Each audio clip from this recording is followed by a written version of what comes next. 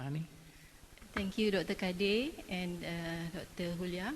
Thank you, Dr. Kadir, for the kind introduction. And thanks all of you for being here at this late hour. Okay, so this is about hospital-based community psychiatric services in Malaysia. It is a developing service. All right, so yeah, for those who are not familiar with where Malaysia is in the world, it is in the Southeast Asia, where it is bordered in the north by Thailand and in the south by Indonesia. And we have West Malaysia, which is more modernized, and East Malaysia on the right side. And we have Singapore at the southern tip of West Malaysia, and we have Brunei on the other side. So let me give you a little background context in terms of the system where community psychiatric services are being provided. This is the organization chart of Ministry of Health in Malaysia. Ministry of Health provides more than 90% of services of psychiatric and mental health services in Malaysia. So the services are being provided at 3 different levels. First is the mental hospitals. We have 4 large mental hospitals in Malaysia, 2 in the West Malaysia and the other 2 in East Malaysia. And the number of beds here, actually about 80% of the beds in Malaysia actually are located in mental hospitals still. And the second setting is the general hospitals. This is where we hope to expand services, psychiatric services. And the other facilities, the other setting is actually at the primary health clinics. So the general hospitals, we have 139 hospitals, including the big ones at each of the 13 states in Malaysia, and the smaller ones at small districts. In terms of primary health clinics, we have more than 700 primary health clinics. So this is we identify as an important facility in terms of development of community psychiatric services, because it is much higher in number and it is more accessible to the population. But the problem is, you can see here, we are under different governance. So, working together may be a challenge between the hospital and the primary health clinics. All right, okay. This is the same. I just want to highlight on the scope of services at the 3 different settings. So the mental hospitals provide long stay service, and also the mental hospitals provide the range of services for the local population, which include the acute inpatient clinics and the community services. And the general hospital provide services for the local population.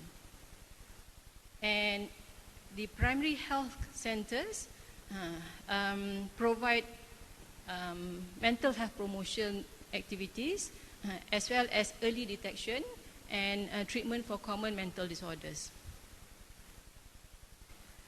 And this is still the same institution, general hospital and health clinics, but the focus here is in terms of the direction of psychiatric service development, where we actually aim to decrease the number of beds in the mental hospitals through expanding services at the general hospitals, increasing the number of hospitals with psychiatric beds, as well as developing hospital-based community psychiatry, which I'm going to talk about in a little while.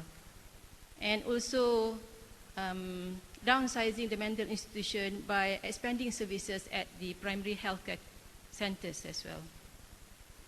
So, okay, now coming to the hospital-based community psychiatric services. These photos are taken from my center. I'm working actually at a university hospital, which is not under Ministry of Health. It is under Ministry of Education, but it is a general hospital setting. And we have a small unit of community psychiatry. So the services at university hospital settings are actually smaller in amount, mainly for the purpose of teaching. So in my center, in my unit, I have a team of, let me go to the team. Okay, I have a small unit with a community mental health team.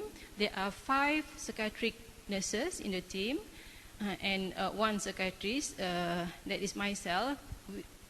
And I don't work full-time there. I'm an academician as well as a researcher. So that's a challenge too. And we have 2 occupational therapists working in the team as well as 1 counselor. We share social, medical, social welfare officer from the hospital pool, and this is a problem because they are not always available. So the feature of community mental health team in my center and at other hospital setting is a multidisciplinary team, and typically we conduct regular meetings.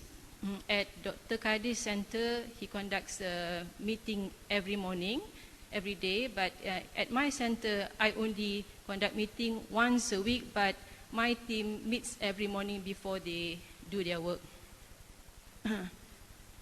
And the main activities are doing outreach program and also psychosocial intervention. Okay, this is the outreach program. We have about 250 patients registered to be receiving or to have received this service at our center. So we provide acute home treatment as well as modified assertive community treatment. I will tell you why it is modified from the standard ACT. Okay, so this is the acute home treatment, which is focused on stabilization of patients in acute episode, with the main objective of preventing relapse, preventing admission, because beds are always full in general hospital setting. And also it is part of the early discharge programs. So it is offered for those patients who are discharged early before they actually become stable. So the entry point for the patients are either from the emergency department or in the ward. And typically with this service, the patients are given frequent visits from twice a day to maybe every alternate days. Okay, that's acute home treatment. And the other one is modified assertive community treatment. I call it modified assertive community treatment from the standard ACT, as you all know it, because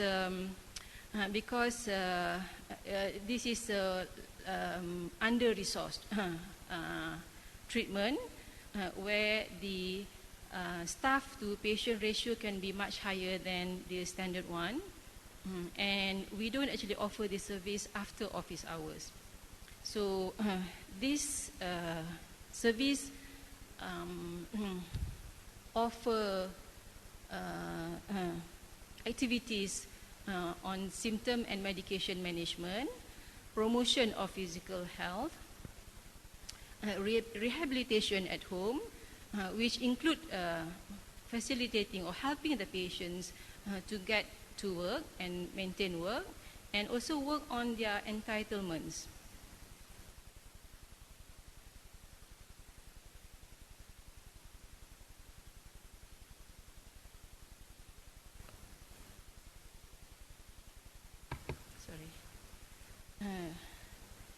Okay, so I just want to share a study done by one of my postgraduate students. She actually studied on rehospitalization as well as remission on a group of patients, on patients who are receiving this outreach program. And this is done at the Hospital Kuala Lumpur, which is the largest general hospital in Malaysia. So what we did was we did a mirror image study looking at the number of admissions 1 year within the, 1 year before they receive the service and within 1 year after they receive the service. So 90% of them actually had low rate of rehospitalization of less than 3 per year. And we also found that there was a significant reduction of rehospitalization within 1 year of receiving this modified ACT. And in terms of remission of symptoms, majority of the patients were actually in symptom remission. And in terms of functional remission, majority of patients receiving the service were also in functional remission. However, there were only 20% of them being employed. This actually reflects the lack of supported employment program available at the center. So in terms of the number of psychiatric admissions, you can see over the years, the number of, with this outreach program, the number of psychiatric admissions has a decreasing trend. And also in terms of referral to mental hospitals, with this outreach program at the hospital, you can see the referral actually went down over the years, with very minimal referral to the mental hospitals when the service is made available at the hospital, at the general hospitals. Okay, I think that's all about the outreach program. Just want to share with you a bit on the other psychosocial interventions provided by the community mental health team at the hospitals. So the first is the family intervention. What we do in Malaysia is we do group family interventions over a period of time. So this is championed by Dr. Kade. And I don't have a research outcome on this program, but in Malaysia we do have several family support group associations. And these associations are registered with the Registrar of Society. And these associations also have merged into a bigger national associations of family support group.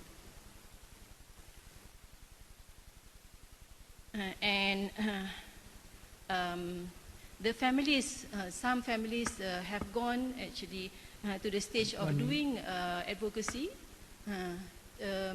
like this article written by one carer.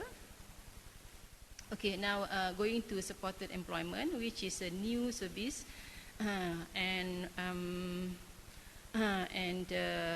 This is also championed by Dr. Kade. In my center, we just started this service about 1 year ago, and at the moment we have about 25 patients being on supported employment. And this is a preliminary outcome on supported employment that was done actually at Dr. Kade's hospital. So we found that the rate of successful employment at 3 months was actually 68%. So this is actually a feasible program to be done in Malaysia.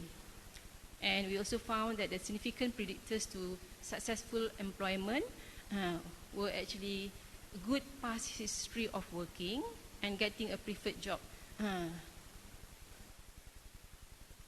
I think that's about all. Okay, this is my last slide. So in conclusion, the hospital-based community psychiatric service is a developing service in Malaysia. I think that we have achieved the initial important milestone in developing this service despite facing many challenges. And I think more research needs to be done in terms of implementing the evidence-based services in a developing country like Malaysia, and in terms of how it benefits the patient and contribute to the whole development of a psychiatric service. Thank you.